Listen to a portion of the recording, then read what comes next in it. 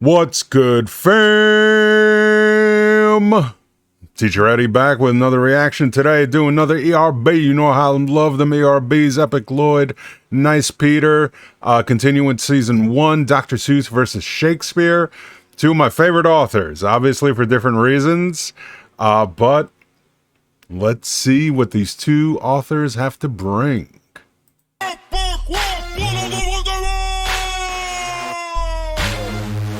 Dr. Seuss! Was it? Come bite my thumb, I hope you know the stakes. I'll put a slug between your shoulder blades, then ask what light through yonder poser breaks. I have been iambic on that assy bastard. My rhyme's a classic. Your crap is drafted by kindergartner high on acid. You ho bag. You ho bag. Oh, damn. That's an opening line. Come bite my thumb. So biting your thumb in Shakespeare's time was basically like flipping someone off, like giving them the finger. So he's saying, come bite my thumb. Bite my thumb. I hope you know this. I hope you know the stakes. He's flipping off. He says, I hope you know these stakes, man. I hope you know what's coming for you. How you gonna mess with the Bard?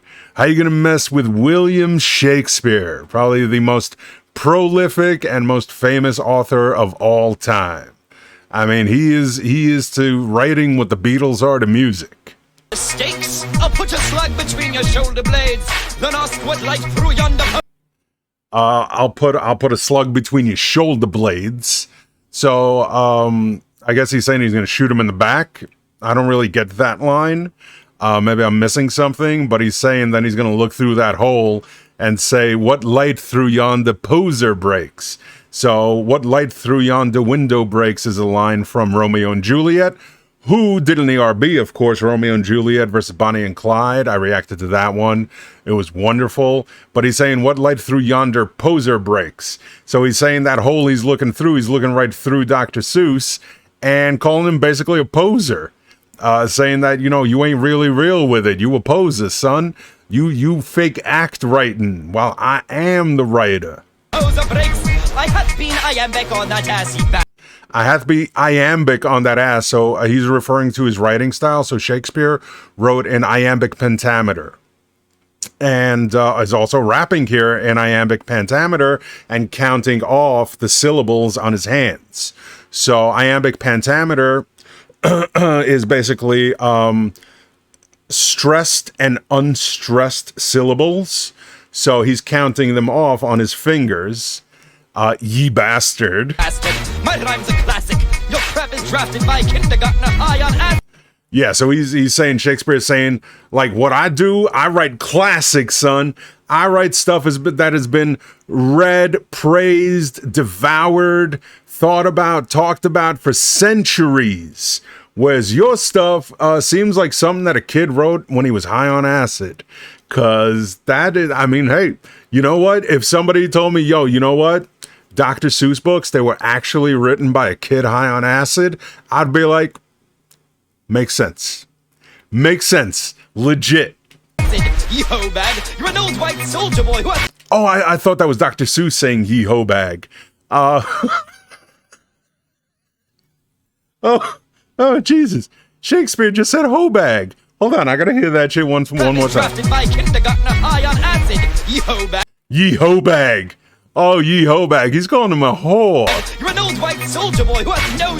You're an old white soldier boy. Well, this is from season 1. So this is back when actually Soldier Boy was popular. And I was like, why are we making Soldier Boy references? But I got to remember this shit is from like 10 years ago. So Soldier Boy, obviously, while immensely popular, especially at the time when this came out, Soldier Boy was not known for his writing styles and abilities, right? It was just pretty much simplistic music that everybody could get to, and it was mainly that goddamn dance, which he's doing right now. When he was doing all that Supermaning on all them hoes. So he's basically saying that he's the hoe, right? He's the one who's getting Supermaned by William Shakespeare, and he says he has no swag, which is of course swagger, swag. The interesting thing here is twofold. Unlike whatever Jay-Z wants to think, Jay-Z didn't invent swag. The actual word, interestingly enough, was created by Shakespeare. Shakespeare created a lot of words that are commonplace, even something as like simple as eyeball. You think about eyeball, really? It's like it's so common, like eyeball, yeah. But actually, eyeball was created by William Shakespeare. He created words that have become a part of everyday speech and a part of the cultural, lexicon. And swag is actually one of the words. I believe the first time, I know the first time swag appeared was in, Midsummer Night's Dream. That was it. So he's saying he has no swag, but also at the same time, Shakespeare literally invented swag. Swag and no gonads, egads, it's so sad. And to top it off, you're not a doctor. I've never seen a softer author. You crook, you. I bet you wrote the Twilight books too. Oh, damn. Oh, that's harsh. So no gonads. Gonads is another word for balls. So he's saying he's got no balls. And no gonads, egads, it's so sad. Egads, it's so sad. So egads is an old-timey way of like expressing like a shock, like egads. Like, what the hell? Egads, it's so sad. And to top it off, you're not a... Top it off, you're not a doctor, which is true because Dr. Seuss was a pseudonym, a pen name.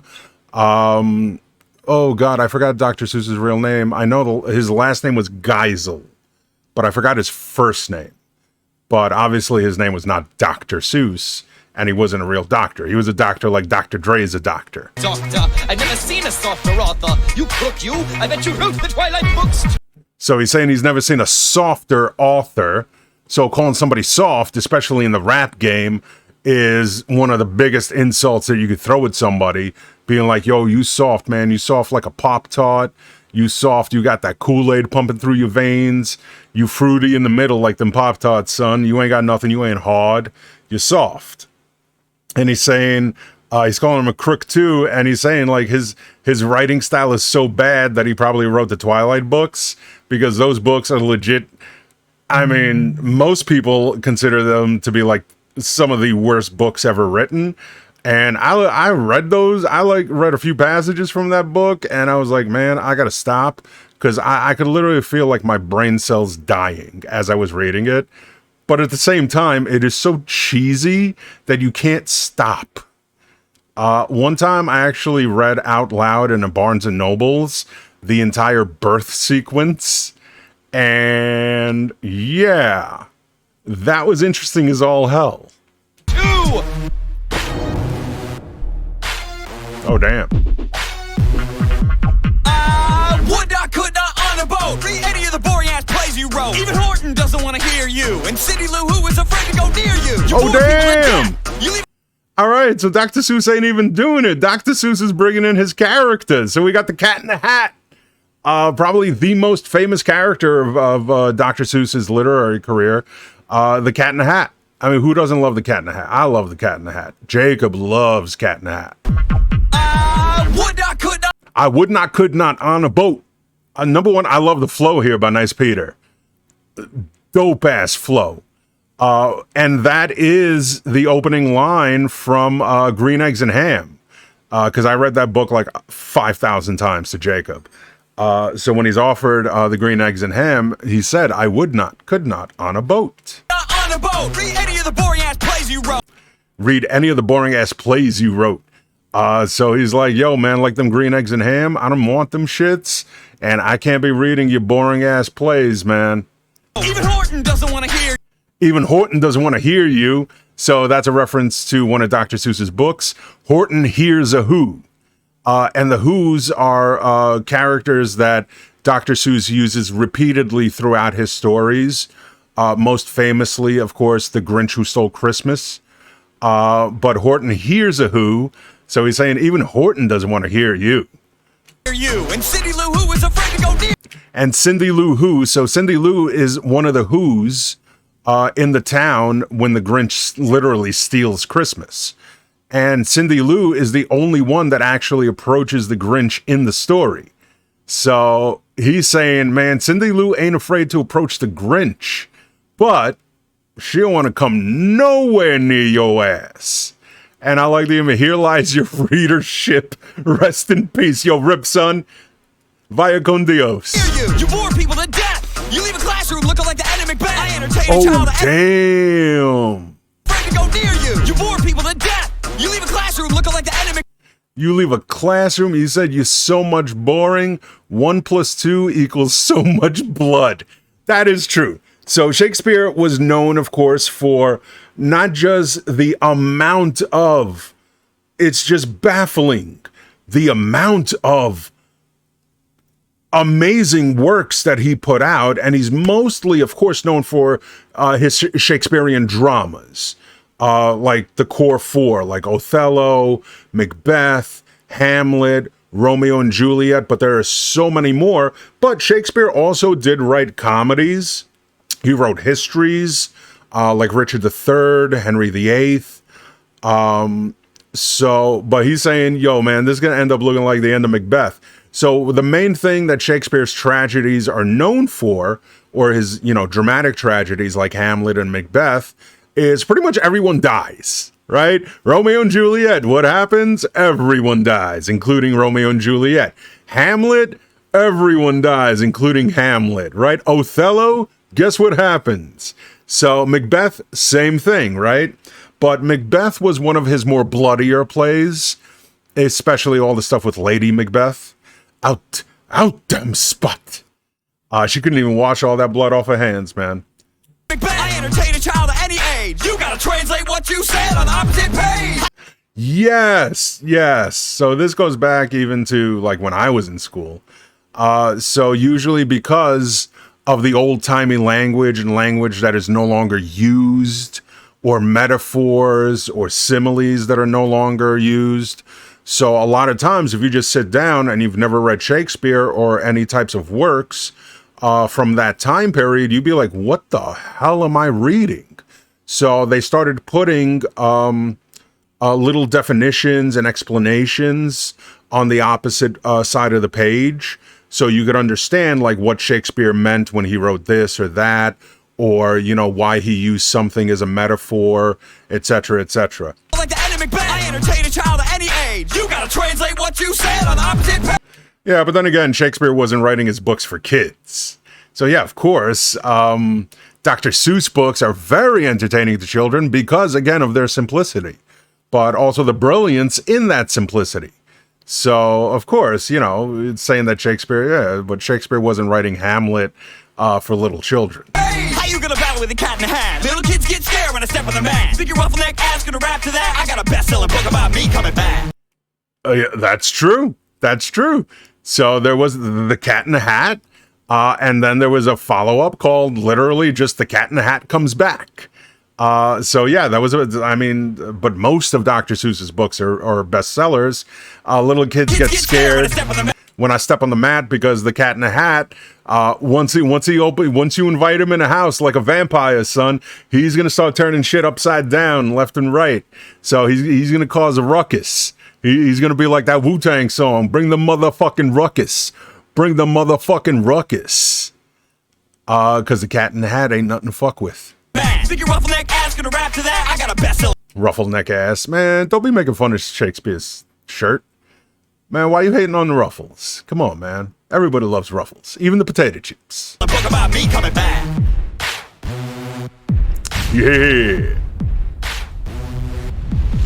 I'm switching up my style like the Beatles with my pieces. Each is such a wonder with a plethora of features. Are pathetically predictable. Damn. Like biting through the trisyllabic meter and some. Woo! I was like, yo, the Cat in the Hat's flow was dope as hell, but I'm sorry. Shakespeare did just switch up that style. It was like, he was like, whatever you can do, I could do better. So, of course, referencing the scene in Hamlet, when Hamlet holds up the skull and does the famous, of course, to be or not to be, that is the question, whether to suffer the slings and arrows of outrageous fortune. So that's a reference to Hamlet right there. I'm switching up my style. And he does, man. He switched up that style mad quick. Like the Beatles with my pieces. And that's funny because I made the comparison. And I always say, like, because you look at the Beatles, and from 64 to 69, in that 5-year period, they release not just classic after classic, but they release groundbreaking album after groundbreaking album. In that like 5-year stretch, you get Rubber Soul, you get Abbey Road, you get the double album, the White Album, Sgt. Pepper, Let It Be, Rubber Soul, Revolver. The list goes on. And it's just baffling how they could put out so much in such a short period of time. But then, of course, you look at Shakespeare and it's the same thing. And the Beatles, of course, they switched up their style over the years repeatedly. And not only switched up their style, but created the style, creating the concept of literally the concept album. All the experimentation they did with instruments and everything else, which is, of course, a big credit to their producer, George Martin, who basically you have to consider as being the fifth Beatle. But that's what Shakespeare's doing here. Pieces, each is such a wonder with a plethora. Each is such a wonder with a plethora of features.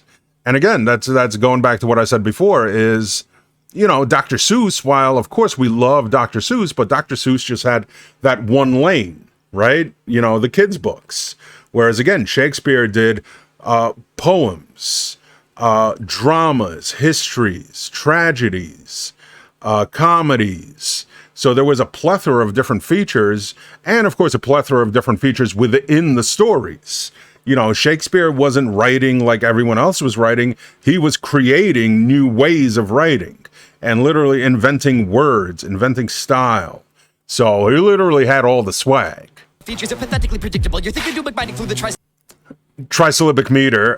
Yeah. So while Shakespeare writes in iambic pentameter, of course, Dr. Seuss writes in a much simpler meter, which is trisyllabic meter. Meter and some ghetto Muppet creatures.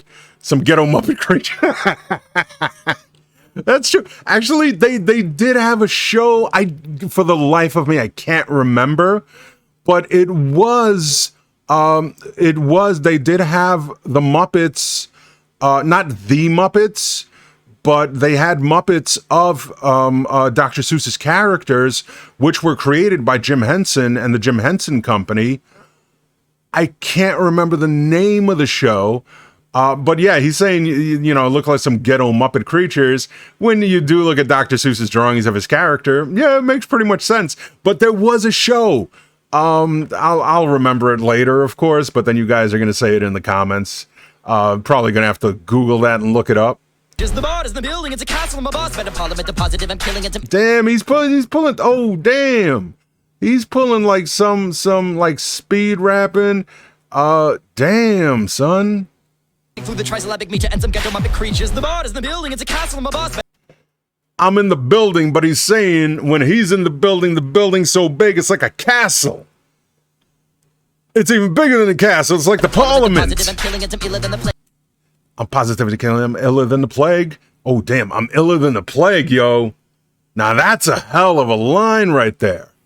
God damn, he sounds like Logic right now. Like especially, what's that Logic song? Homicide. Take a listen to Homicide by Logic, and you're gonna be like, yo, it sounds exactly like this shit right here. But I'm iller than the plague. Oh, damn, he's going way too fast. I never caught or cholera. Yeah, so the Black Plague, as it's known, the bubonic plague, that was around Shakespeare's time. Shakespeare did not catch that. Cholera was another big deal. Cholera comes from contaminated water. And he's basically saying, like, he's so sick that he can't catch the plague of cholera because he's sicker than the... Damn, that's good. Damn, that is so good. A baller on some cricket bowlers business. So cricket is a sport that is similar to baseball, of course, played in England. The bowler is basically the pitcher. It's the dude who throws the ball. Cricket bowler business while you're sitting in the bleachers. While you're sitting in the bleachers. So he's saying, yo, I'm on the field, I'm a star, I'm playing the game. You're just sitting, you're a spectator, son. You're a spectator. I am the game. He's like Triple H, son. He's like, time to play the game. I am the game. Damn. Oh shit. You rap fast, you do. Yes, you rap fast, it's true. Now let's see how you rap versus things 1 and 2. Oh damn, now they're bringing out things 1 and 2. So again, I do appreciate also the style. The trisyllabic meter that the Cat in the Hat is rapping to also, it's very reminiscent, of course, of Dr. Seuss, like literally reading Dr. Seuss. Thing one and thing 2. There's going to be some mischievous behavior now because they got let out the cage, man. You got to keep these two in a cage. Otherwise, havoc, son, havoc.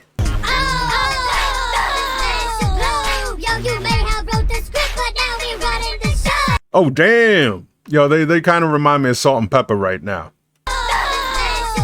We'll smash your globe. So that could have it does have a double meaning in the way I see it. So smash your globe, like, yo, man, we're about to ruin your world, son. We're going to smash your globe. And the Globe was actually the name of the theater that was built for Shakespeare to perform, all of his different works and plays and stuff. So that's a double-edged one. We're about to end your whole world, son, and smash your theater up. What you think about that? Yo, you may have wrote the script, but now we running the show.